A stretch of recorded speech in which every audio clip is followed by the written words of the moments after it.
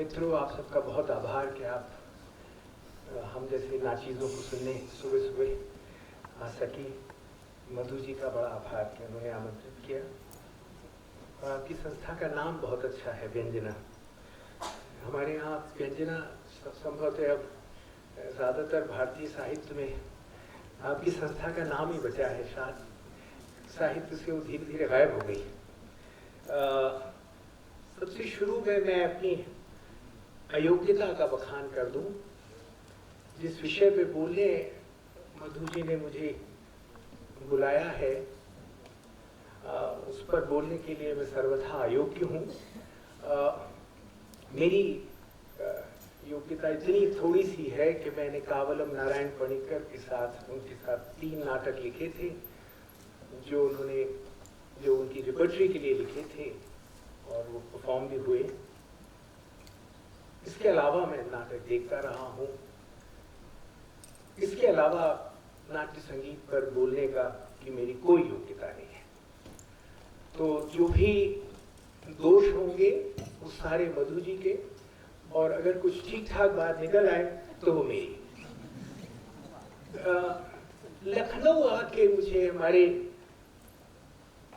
बड़े अच्छे मित्र थे। आखिरी दिनों में थोड़े से दिनों के लिए मित्र थे, वैसे बड़े उम्र में बड़े थे, लेखन में भी बहुत बड़े थे। उनके साथ लखनऊ में मैं कई वर्षों पहले यहाँ अनुवाद की कार्यशाला के लिए आया था। तो मुझे रोज वो उनके घर में जाता था और उनके साथ बड़ी बातचीत होती थी। हमारी बड़ी मित्रता हो गई। उनके आखिरी कुछ समझिए आखिरी वर्ष या 1-2 वर्ष के लिए श्रीलाल शुक्ल का उनका अभाव मुझे बड़ा महसूस हो रहा है, क्योंकि लखनऊ का मतलब मेरे लिए श्रीलाल शुक्ल जी भी थे। यूँ तो कुंवर नारायण भी यहाँ रहते थे और मेरी उनसे अच्छी मित्रता थी, पर उतना गहरा लगाव जैसा मेरा श्रीलाल जी से था, उसका कारण ये था कि जिस तरह का मैं लिखता हूँ वो श्रीलाल जी के लिए लेखन के हाशिए पर होता है। जिस तरह का वो लिखते थे वो मेरे लिए लेखन का हाशिया था। तो हमारी मित्रता बड़ी अच्छी थी इसलिए, क्योंकि हम लेखन के बारे में बात नहीं करते थे। तो वो मुझे बड़ा अच्छा उनके साथ अनुभव होता था। जब हम नाट्य संगीत की बात करते हैं या कहते हैं किसी चीज को नाट्य संगीत, तो हम क्या कह रहे होते हैं? नाटक में ऐसा क्या है जो संगीत नहीं है? यानी क्या हम ऐसा कुछ नाटक में बाहर से जोड़ देते हैं जिसे हम अलग से नाट्य संगीत कह सकें? अब आजकल इसकी परंपरा भी है, हो गई है, परिपाटी हो गई है। परंपरा की शताब्दियां लगती हैं बनाने में। अभी हमारे यहाँ तो हालत ये है कि 5 साल में परंपरा शब्द का उपयोग होने लगता है। तो वो तो परिपाटी है, रिवायत है, थोड़ी 10-15 साल में बन जाती है। परंपरा को कुछ 100-150 साल लगते हैं।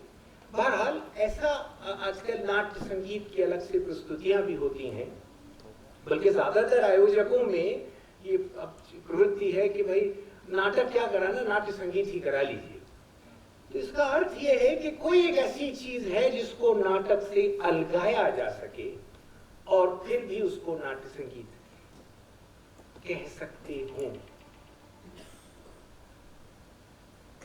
आप सुधीजन हैं, ये जानते ही होंगे कि अभिनय जो भारत का नाट्यशास्त्र है वो दुनिया का सबसे पुराना नाट्यशास्त्र है। ड्रामेटर्जी का टेक्स्ट उससे पुराना कोई नहीं है।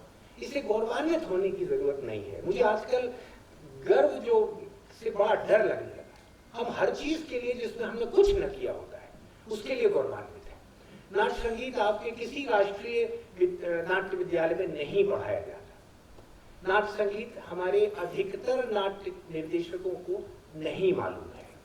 नाट्य शास्त्र के बारे में हम बहुत कम जानते हैं। इसलिए ये प्राचीन अवश्य है, लेकिन हम सब के हाथों परम तिरस्कृत ग्रंथ है। बहुत कम पढ़ा जाता है। अव्वल तो उसको आप ऐसे पढ़ नहीं सकते हैं जैसे उपन्यास को पढ़ा जाता है। आपको उसको पढ़ने के लिए बाकायदा एक नाट्य धर्मी या रंगकर्मी की जरूरत होती है, वो भी कावलम नारायण पणिक्कर या रतन सिंह की ऊंचाई का या हबीब तनवीर की ऊंचाई का।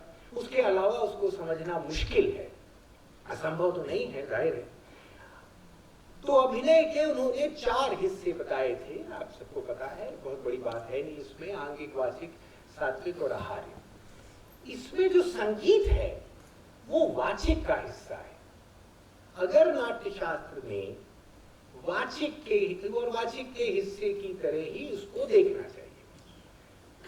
वाचिक का अर्थ एक स्केल होता है, जहां आप रंगमंच में साधारण बातचीत से लेके और गान तक, यानी बिल्कुल अमूर्त गान तक, जिसमें आप केवल शायद बोल रहे हो तबले के या बखावत के, वहां तक ये पूरी रेंज वाचिक की है। और ये पूरा ही वाचिक, इसके कुछ हिस्से को संगीत कहना, कुछ को न कहना, और कहां तक संगीत है कहां तक नहीं है, ये तय करना बहुत मुश्किल होता है। नाटक में इन 4 अभिनयों के सहारे हम कर क्या रहे होते हैं?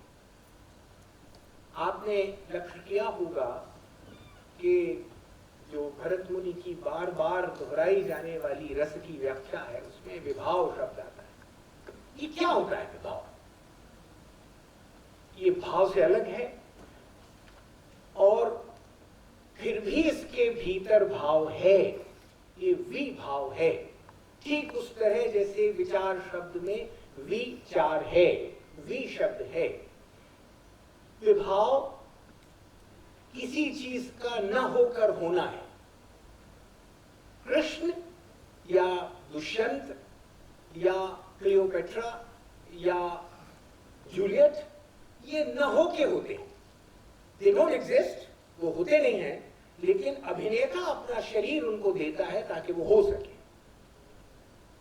नाटक कर्म जो है, जिसमें नाट्य संगीत शामिल है, वाचिक, आंगिक, आहार्य और सात्विक में, ये 4 रस्तों से हम भाव को, यानी जो है उसको हम बदलते हैं विभाव में। नाट्य दरअसल भाव के विभाव में रूपांतरण की प्रक्रिया है। हम ऐसी चीज, ऐसे अभिनेता जो है, होने से हैं, उनके सहारे हम उनको मंच पर लाते हैं जो नहीं होकर होना चाहते हैं।